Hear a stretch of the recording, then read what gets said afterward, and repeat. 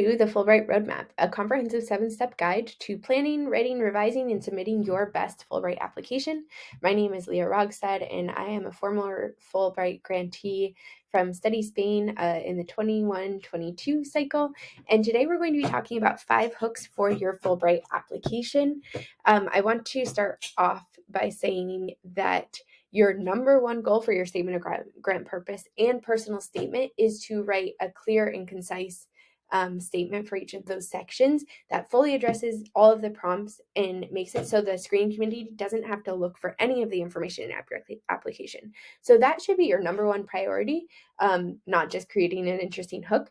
But these hooks can give you an opportunity to catch the eye of the screening committee and paint a picture of yourself that is beyond just those kind of boring lines in your resume.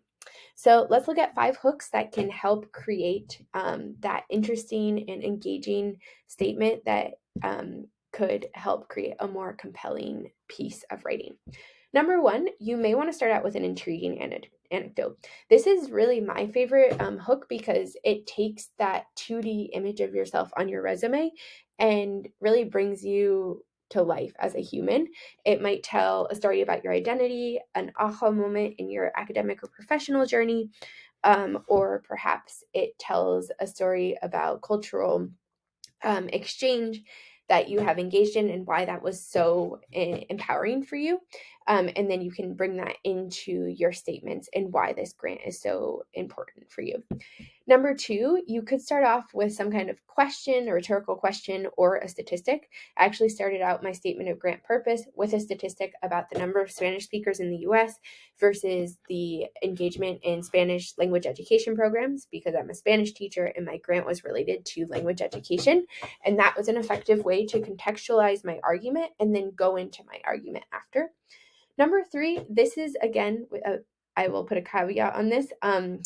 Is starting out with maybe a claim or a bold statement. Of course, you do not want to start out with any kind of blanket cultural or political topics or anything that is politically provocative.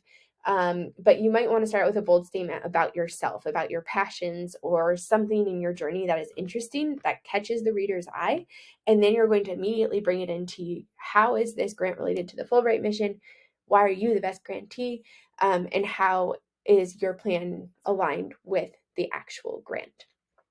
Number 4 is painting vivid imagery. This is kind of related to that anecdote piece, but maybe you want to pick a scene of, I don't know, some kind of volunteer project you did or an international trip you did, and paint some of the imagery of that scene for just a couple sentences so the reader is pulled in, and then again bring it back to why are you the grantee for this grant, or why are you the best applicant for this process? So again, it's always using that hook, but then immediately bringing it back to that clear, concise, answering all of the prompts kind of statement. And last but not least, sharing a personal revelation or some kind of learning. So you might start out saying, like, I used to think this about whatever, but this experience changed it. Or maybe you start out with that revelation. I never knew that this cultural practice was so impactful or whatever. And you're going to start out with that revelation and then bring in your anecdote.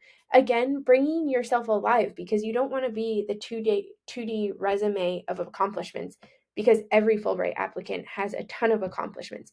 You need to have that 3D narrative that shows me how you have learned and grown, or shows the reader how you are dynamic and ready to participate in cultural exchange and take on the challenge of being in a different country for another year.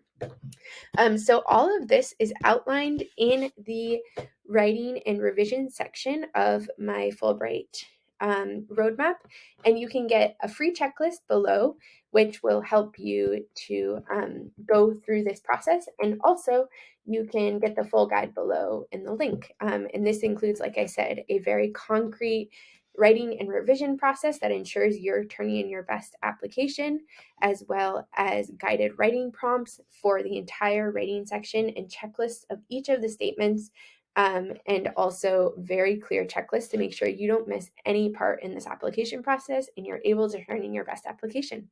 All right, I will see you in the next video for revisions.